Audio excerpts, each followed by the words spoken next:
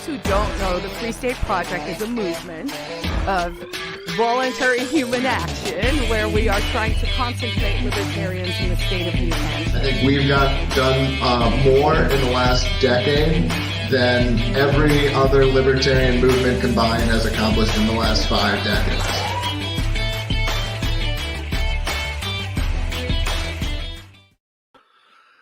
Ladies and gentlemen, boys and girls, libertarians, anarchists, movers, natives, and those on your way, thanks for tuning in to another episode of Free State Live, where you can hear about all the ways you can live free and thrive in the free state of New Hampshire. And first and foremost, time to welcome everyone back to the show. I'm Justin O'Donnell, former candidate for U.S. Senate and author and host of the Subversive podcast. Joining me back in the blue corner, we have New Hampshire's tallest meme lord, Kevin from the internet. How's it going, Kevin? I do sit in a blue corner, don't I? It's pretty good. I like that. I can't go wrong with it. I mean, I'm running out of tall jokes here between you and Bill that I can make every week. So, oh yeah, now I'm going to paint the walls just to spite you. So then I can say it's the red corner. But who knows? All right, and well, we got another interesting show for you guys today. And as always, near the end of the year, we like to highlight. We're going to do our year in review show at some point, but it's been another year, a bunch of movers, a whole new crop of new activists. And tonight we wanted to give a warm welcome home to one of our newer movers, somebody looking to jump feet first into the getting everything going. I mean, that seems to have been the trend we've had this year is people moving and jumping right on in and getting involved. But all the way from the left coast, Chip Barron. Chip, thanks for coming on tonight. How are you? I'm good. Thank you for having me. Hey, well, welcome home. Welcome to New Hampshire. I mean, and you're all the way from Washington, the leftist of the left coast, as I like to call it. Seattle, yeah. So, I mean, what's your story? Like, how did you end up here? Like, how did you first hear about the Free State Project? And, like, what was your path to getting here? And, like, how did you go? How did you end up landing here in New Hampshire? I could tell you this show definitely had something to do with it. It's awesome to be on this show because I honestly, I don't know how many episodes I watched, and it really helped me realize you guys and Dennis Pratt calling it the libertarian homeland, that kind of thing, as well as seeing some results, watching the Twitter feeds from the New Hampshire Libertarian Party and all that stuff. I didn't have a choice. It was the only place I could go to do what I want to do. Well, that's fascinating. Yeah. You didn't have a choice. You say a lot of people are trying to.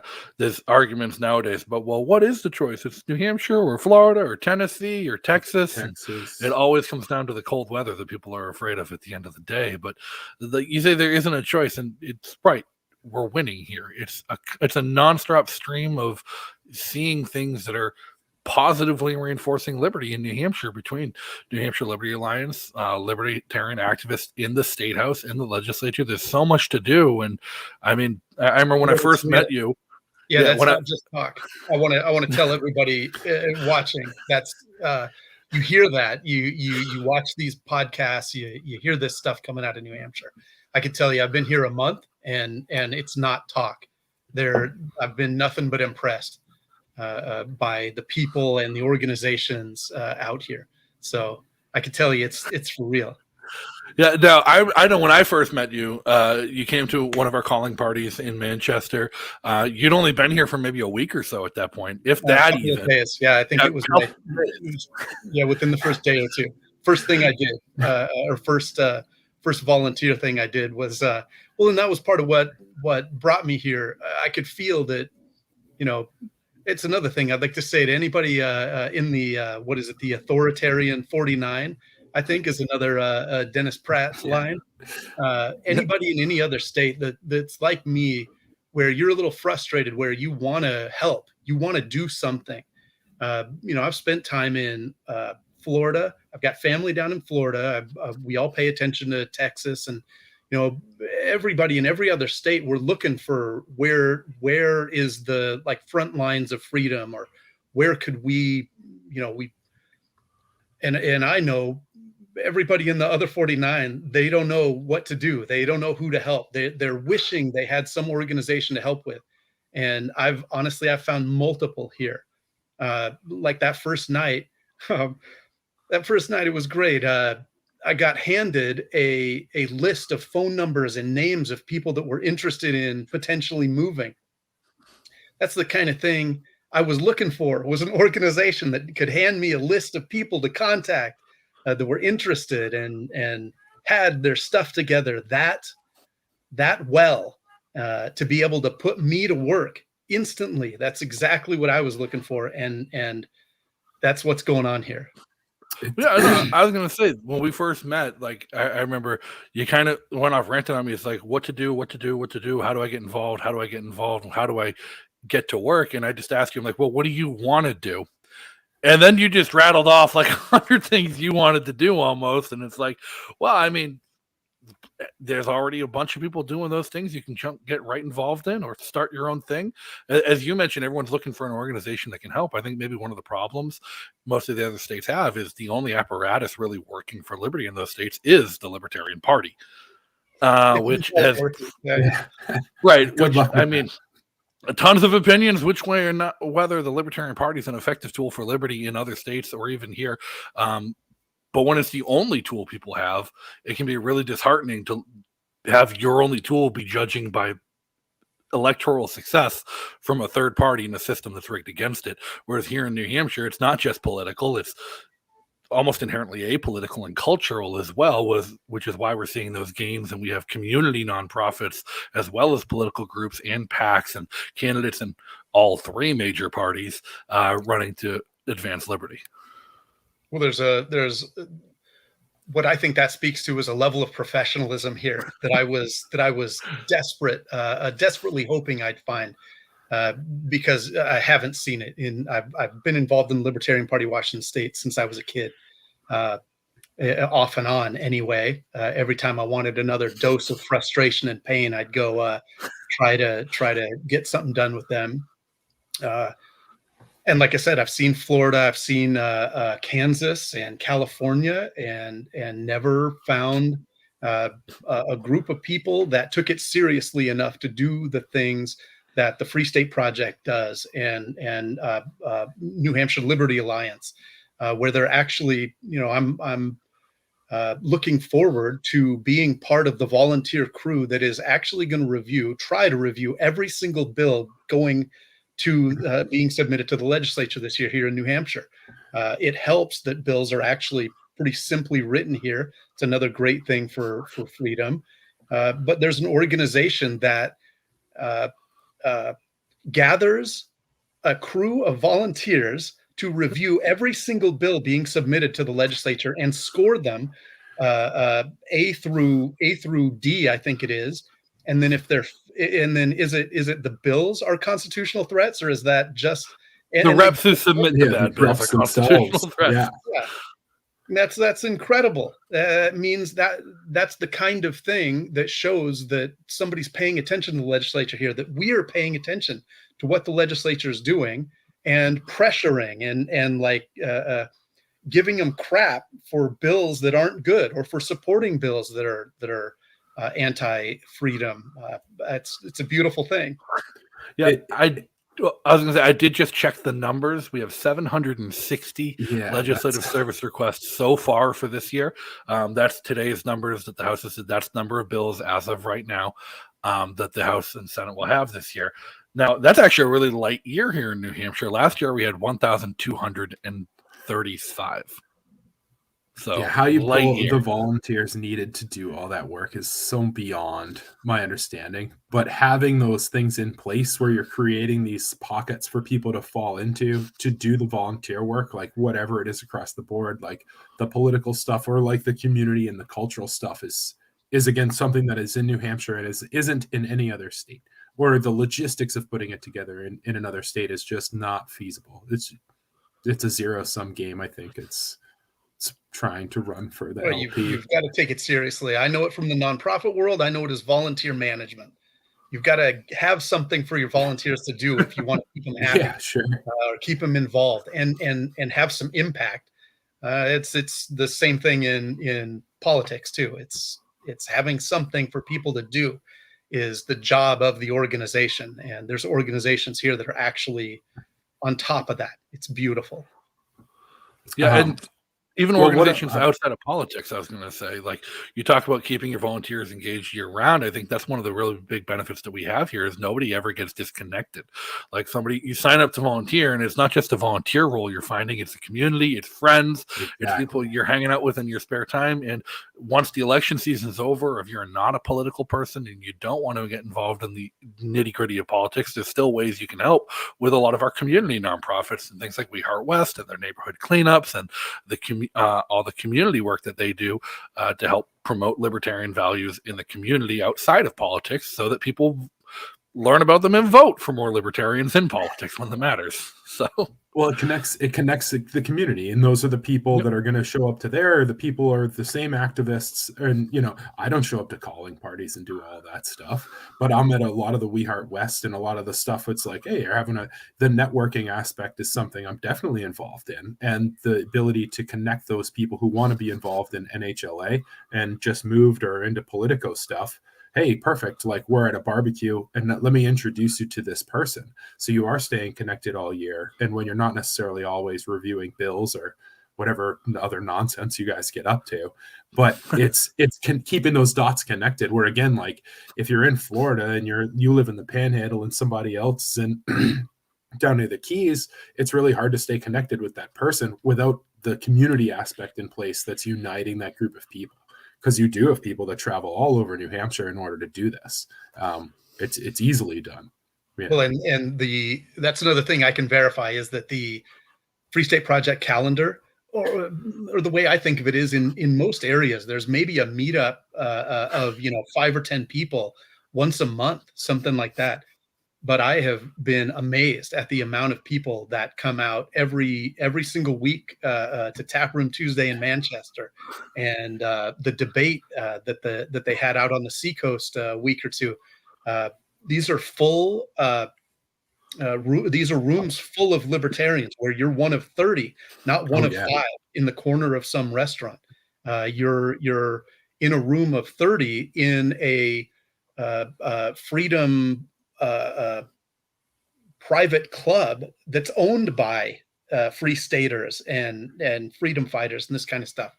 It's that stuff's real which too. Which is about a block away from the Free Stater owned gym, which is in a neighborhood of Free Staters. And again, like the Ron Paul bumper stickers and the porcupines that are all over the place are very indicative of the presence in the community and the things that people are doing.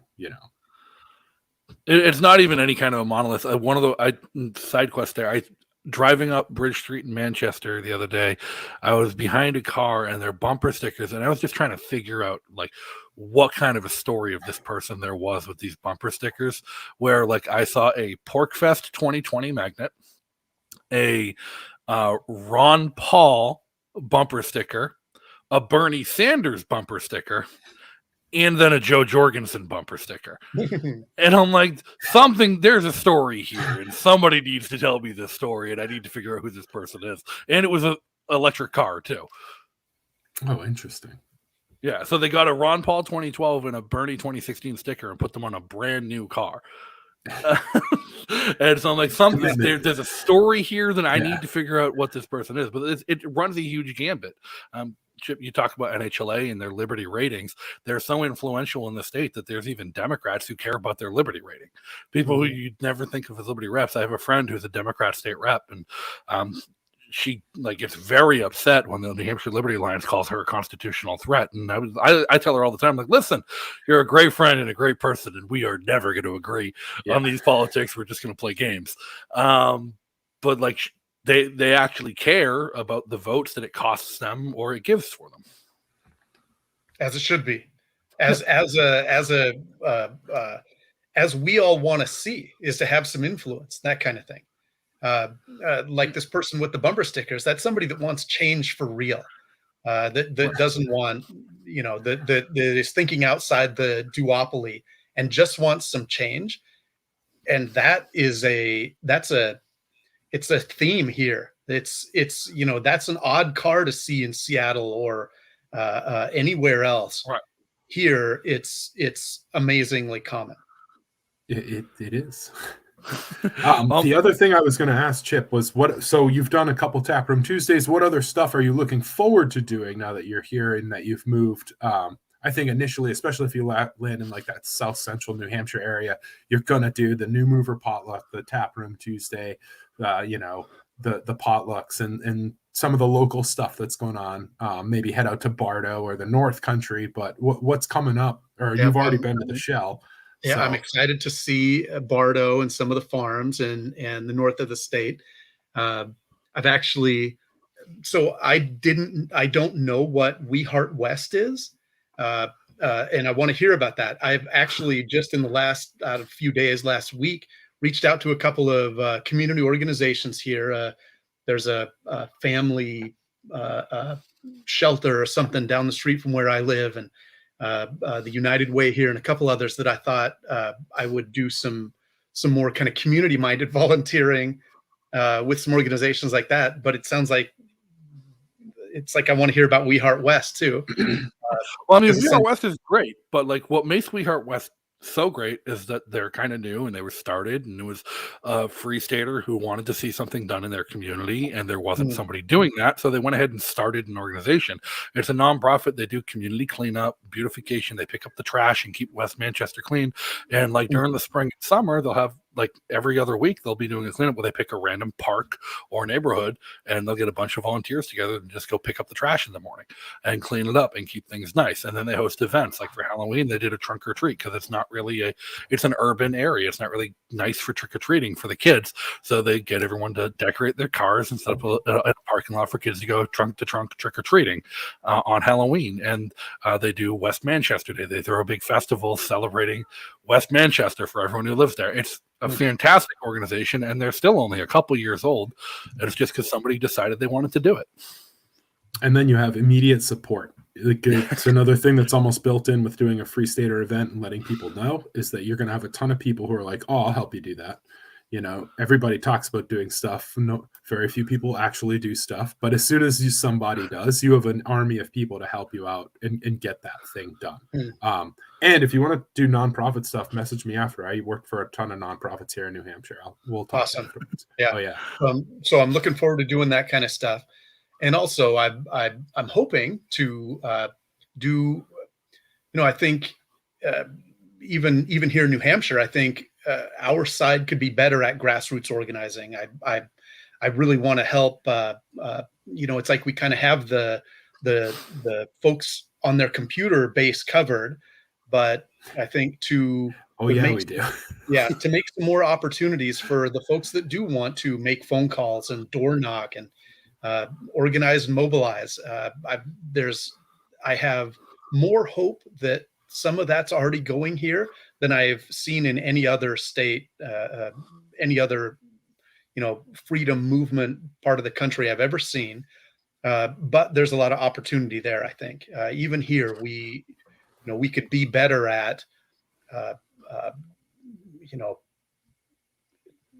organizing ward by ward. Every voter in every ward, we should know what they'd support and if they're with us or against us kind of thing, so we can mobilize the folks that are with us.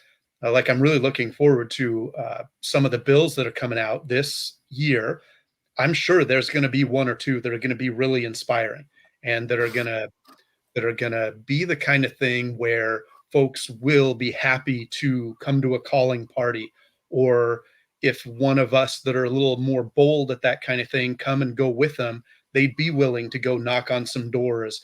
If their ward is the one where the one person that needs to pass this bill out of committee is from, I want to knock on doors in that ward. That's the stuff I want to do. So that's what I'm looking forward to. Beyond that, the state rep or the state senator themselves will usually have their cell phone number or worse, their home phone number just published on the state website. And anybody who wants to have an opinion known on a bill can make that phone call at any time. So that's oftentimes, even if you can't mobilize people to knock a district and get other people involved, you can call that state rep directly and let them know what you think about what they're doing. Well, and I know a lot of people will be on the fence. A lot of people will be, well, maybe I'll make that call, maybe not. So Right. if you have some bullet points for them to talk about, or you ask them to make that phone call. A lot of folks, you can nudge them over the fence and you can get 10 times the impact if somebody's doing that kind of organizing, asking them if they're willing to make phone calls, and if not, finding somewhere else they can help. That's I think we could do some real damage. We could do some real we can set the state back a little bit and give some power back to the people if we organize at that level, I think. So without looking at the list, without looking at the 750 bills that have been submitted for this year, what is something that would motivate you? What is something that, if that were to pop up as a bill to be reviewed, you're all in? Let's see. So there was talk of a bill to prohibit central bank digital currency in New Hampshire. And I like that idea. But one of the wise folks that run NHLA, the New Hampshire Liberty Alliance, pointed out that you might not want to prohibit things, that freedom actually, kind of goes both ways, that maybe there's somebody that wants to use central bank digital currency. So that when I first saw that one, I was really gung-ho. I like that idea a lot, because I think us being stuck using the dollar or whatever the central bank of the U.S. Tells us to use, I think we're kind of facilitating the war machine and that kind of stuff. And that's my, the issue I'd really like to move the needle on is paying for war. I'd love to give folks the option to. So what I really like is back in the 60s, the anti-war movement, the hippies, they had this thing called war tax resistance. And they still do it. There's a National War Tax Resistance Coordinating Committee still. And what they do is they if the Department of War, Department of Defense, as they changed it in 1969, but it's the Department of War, if that part of the federal budget is 40%, these folks would send only 60% of their income tax, or they would not send their income tax at all. And they would say, I'm a conscientious objector. I'm not paying for war. Do your work. A lot of these folks would send part of that 40% that they didn't send to the IRS. They would pool it together. So the ones that did get audited or whatever could draw from a fund and be helped legally, that kind of thing. I love the idea of nullifying or legalizing war tax resistance. I'd love to make somehow it in New Hampshire. Maybe it's something like it's illegal for any government employee at any level in New Hampshire to assist the feds to enforce tax payments from anybody that says they're a conscientious objector. That's swinging for the fences for me. Also in Washington, That's brilliant. I don't think that's swinging for the fences, and because we already did that with gun control, I know. And so I don't think it's far off to say to do that with tax. That's another thing that blows me away about New Hampshire that everybody needs to really understand. It was in a conversation with you and a few others at the Quill where I first mentioned that, and the first thing I heard was, "Oh yeah, that's something this legislator, and this group of legislators will submit for you." Yeah. And that blows me away that kind of thing actually does get submitted and does get discussed, and we could get behind something like that. That's amazing to me, and that's a New Hampshire thing for sure. I dare you to try something like that in Florida or Texas. It's not even just that. It's the notion that the legislators will submit stuff for you, even if it's not something that they personally like. I've seen legislators introduce a bill before where they've gotten up and said to the committees, I know nothing about this. This was submitted on behalf of a constituent. I'm going to yield my time so they can talk about why it's important. And they'll even if it's not their ballpark, they'll introduce it for a constituent that asks. And I've had that happen myself, where there was a Liberty state rep who was a libertarian, a free stater, who had said some things and done some things campaigning that I did not like. And I spoke out against him and said, no, we need to hold our own accountable to a higher standard. And this person responded after getting elected with, I'm sorry, how can I make this up to the community and repair my reputation? Here, will you work with me on the bills this year and help me draft some? And I drafted a handful of bills, and he submitted them all. And then I was in Concord with him when he introduced them, and he spoke. He's like, I read this bill. It's a very good bill. It's not my field of expertise. I'd like Justin to introduce this bill to the committee. And like, I've had that experience personally, and I've known dozens of others who had it as well, because the odds of your state rep being your neighbor are very high. The odds of you not having met your state rep at some point, shaking their hand and talk to them, are very low, given how small the districts are. You can, and they're generally responsive people. Even the non-free staters and the non-libertarian state reps will submit bills on your behalf, even if it's something they disagree with. More often and more likely if it's something they agree with. But I've seen it happen the other way. And I dare anybody in any other state to. So I've been to, I don't know, 8 or 10 meetups or 8 or 10 meetings and events here in the I don't know, month I've been here, and I've already met 6 or 8 state reps. I'll be sitting talking with somebody across a table as we're doing some training or in some meeting or something. And it's 20 minutes later, they say, "Oh yeah, I'm a state rep, and I'm on this committee, or I just won. I just got kicked out of the legislature." I dare anybody in any of the other states, to count how many state reps you've met at libertarian meetings, because there's gobs of them there, and they actually come to the meetings here, and it's. I know every Sunday night in Nashua, there's a big group of them that have a dinner, and they invite everyone in the community to come have dinner with them. And the creams, usually from the folks who run NHLA, post that dinner, and it rotates different restaurants. But that was where I first got involved. When I first moved to New Hampshire, I lived in Nashua and got invited out to dinner, and realized real quick that I was the only person at that dinner table who wasn't a state rep.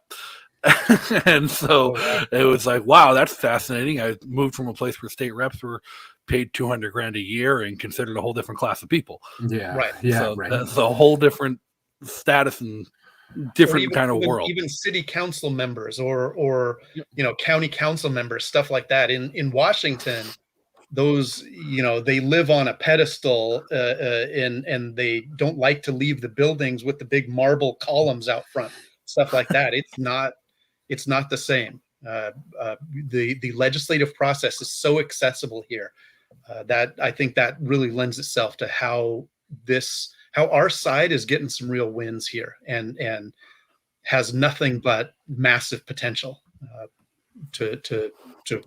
for even bigger wins here. Yeah, and like we said earlier, it goes well beyond just the legislative background and the legislative action, and like how liberty really wins. When we talk about it all the time, it's like, well, what are people going to do without these government services that we're abolishing or minimizing? And that's one of the scariest things people have when you discuss libertarian philosophy with a normal or a muggle or somebody outside of our sphere of influence is like, well, what about the elderly and the disabled? How are they going to get by with Social Security? How are people going to deal with emergencies? How are people going to get by without universal health insurance? And I know Kevin was telling us earlier about like a great story about community coming together just this week for somebody in the community. Fairly crazy story, but I help a lot of people move, and I do a lot of stuff on the internet. But someone who's been trying to move for a while definitely had a good story. I mean, in terms of how you frame it or look at it. But in the process of moving here, had a family pass away who was helping them get set up here in the state while they weren't here. They were still making the trip. And immediately, like, the community came together, got in touch with a couple other people to make sure that, everything that we could do on our side to make it as easy for these guys to get into the state. And when they land, have everything in place in terms of making them as comfortable in the transition as easy as possible in that. So there's a big shout out I have to a ton of people, and I'll see you all in real life. And to the probably the newest mover, our condolences, but as well, like, we hope you settle in and everything in New Hampshire is awesome for you.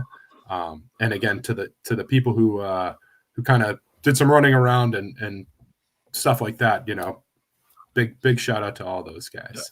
Newest mover might be one that's hard to track nowadays. I don't know if we can actually track who is the newest mover at any given time. I know we had somebody in the chat who just got here this week, and we have somebody who's told us in chat that they're landing on Friday. Will be their first day in the States. So the new mover is a constantly moving metric. It's a great change in problem from we used to have to fight over who was the first mover. So now, I kept announcing myself as a new mover at the new mover potluck, and I had never moved. So think about that. Yeah, well, Chip, thank you so much for coming on tonight. It's been super fun, and I'm looking forward to helping you get involved and seeing all the work you're going to do. It sounds like you want to give Dennis Pratt a run for his money on being the most active out there in the next year or two. I don't want to overpromise. Yeah, but I'm definitely looking forward to it. And you guys, if you're watching along, if you want to learn more about the Free State Project, you can always go to fsp.org. Great resources on that website. If you're not in New Hampshire yet, it's a perfect time to plan a visit. Visit New Hampshire. You can get in touch with Chris Lopez, and she can help you plan a custom-tailored vacation to New Hampshire where you get to meet all your future neighbors and friends and figure out where you want to land when you do make your move. If you're already here or if you are visiting, check out the calendar, fsp.org/calendar. Like we mentioned, it is the most jam-packed calendar in the world of liberty and libertarian leaning events, and like that's where your Liberty community and your New Hampshire community is, and expecting and waiting for you to get involved. And if you guys do want, if you're looking for more reasons, if you don't know yet why you're going to move and you need help convincing that spouse or partner or the rest of your family, go check out libertynh.us. And you can get your free copy of Live Free and Thrive, 100 Reasons Liberty Lives in New Hampshire. It's recently published. Mine's in the other room. I was going to hold it up. Well, it's available for free in a PDF on that site. If you want to purchase it in Kindle or paperback, it's also available in those mediums as well, but for free at libertynh.us for anybody and to distribute that widely. Thank you all so much for tuning in. Chip, Kevin, you guys, any last thoughts you want to leave people on?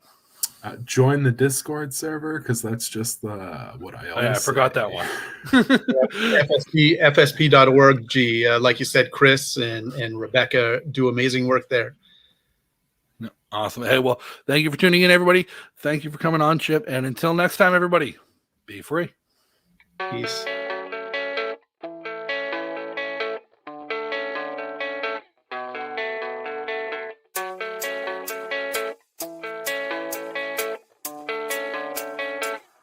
Yeah, I don't believe in destiny. I just do what's best for me. Don't listen to my enemies, they're just full of jealousy.